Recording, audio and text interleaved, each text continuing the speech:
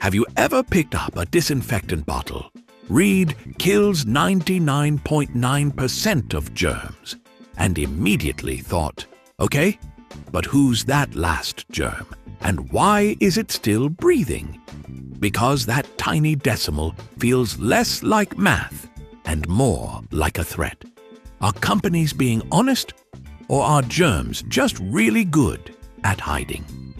Worry no more, because today we're exposing the truth behind that oddly specific number. I'm Professor Everything, and today we'll be answering the question, why do disinfectant products say kills 99.9% of germs and not 100%?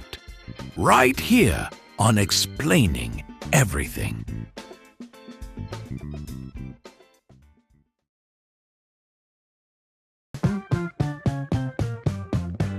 Have you ever stood in a grocery aisle, staring at a disinfectant bottle, squinting at the label, and thought, excuse me, what about the remaining 0.1%?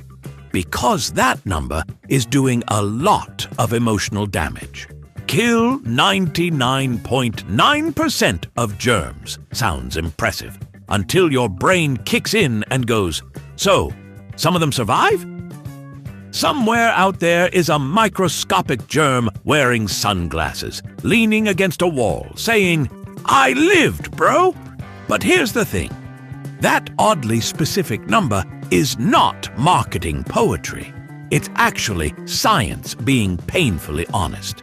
And science, unlike your friend who says, I'll be there in 5 minutes, does not exaggerate. When companies test disinfectants, they don't just eyeball it and go, yeah, looks clean.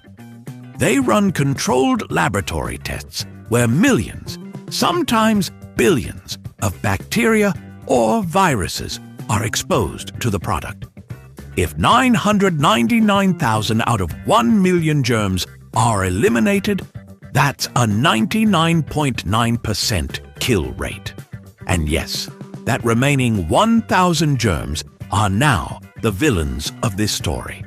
So no, 99.9% isn't a random number they pulled out of a boardroom hat. It's the result of lab testing, calculators, and scientists who absolutely do not want to get sued. Now you might be thinking, but why not just make it stronger and kill everything? Congratulations! You have just invented poison. Here's the problem. 100% effectiveness is nearly impossible in the real world. Germs are not polite. They don't line up. They hide in cracks, cling to surfaces, and sometimes arrive late to the party. In lab tests, conditions are controlled. In real life, your kitchen counter might have crumbs, grease, moisture, and vibes from last night's midnight snack. All of these can protect germs from being fully exposed to the disinfectant. Also, and this is important, science does not deal in absolutes. Saying kills 100% of germs would mean the product works every single time, under every condition, against every germ, forever. That's not confidence. That's a lawsuit waiting to happen. Regulatory agencies like the U.S. Environmental Protection Agency actually do not allow companies to claim 100% effectiveness. Because if one germ survives, and one always does, congratulations, false advertising. So 99.9% isn't weakness, it's humility, scientific humility, which is rare and beautiful. Let's talk about that remaining 0.1%, because they deserve recognition. These germs are not stronger or smarter. They're just lucky. Maybe they were hiding in a tiny scratch. Maybe they were shielded by dust. Maybe they were emotionally unavailable and avoided contact entirely. Disinfectants work by breaking down cell walls, damaging proteins or disrupting viral envelopes. But for that to happen, the germ actually has to touch the disinfectant. If it doesn't, it survives. Not because it resisted, but because it dodged. This is also why contact time matters. If a label says, "Leave wet for 10 seconds," it's not a suggestion. It's not like pasta, where al dente is optional. That time is based on how long it takes for the chemical to do its job. Shorten the time, and suddenly, that 99.9% drops faster than your motivation on a Monday.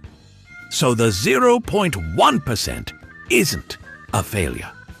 It's a reminder that cleaning is a process, not a magical spell where you shout, "Sanitize," and everything evaporates. Killing 99.9% of germs means reducing millions of microorganisms down to almost nothing. That's not almost effective. That's devastatingly effective. And here's the kicker. In microbiology, reducing germs by 99.9% is called a 3-log reduction, which is a massive drop. Each decimal point represents a 10-fold decrease. So going from 99% to 99.9% is not just a little more. It's 10 times more effective. That tiny decimal is doing a lot of heavy lifting. So when you see 99.9%, you're not looking at a product that almost works. You're looking at something that annihilates germs so thoroughly that scientists felt comfortable putting it in writing. So, why do disinfectant products say, "Kill 99.9% of germs," and not 100%? Because science tells the truth, even when it's awkward. Because real-world conditions are messy. Because absolute claims are dangerous. And because that last 0.1% is less super germ and more wrong place, wrong time. That number isn't a flaw. It's proof the product was actually tested, measured, and regulated. In a world full of exaggerated promises, 99.9% is science saying, this is as real as it gets. If you like this video, hit that like button and subscribe. Also, if you have suggestions for our next video, feel free to share them in the comments below. We'll be sure to give you an acknowledgement for your contribution. If you enjoyed this video, please check out our other bingeable channels. Thank you for tuning in, and join us next time here in the channel that answers all the why, what, who, where, and how questions you've always wondered about, here on Explaining Everything.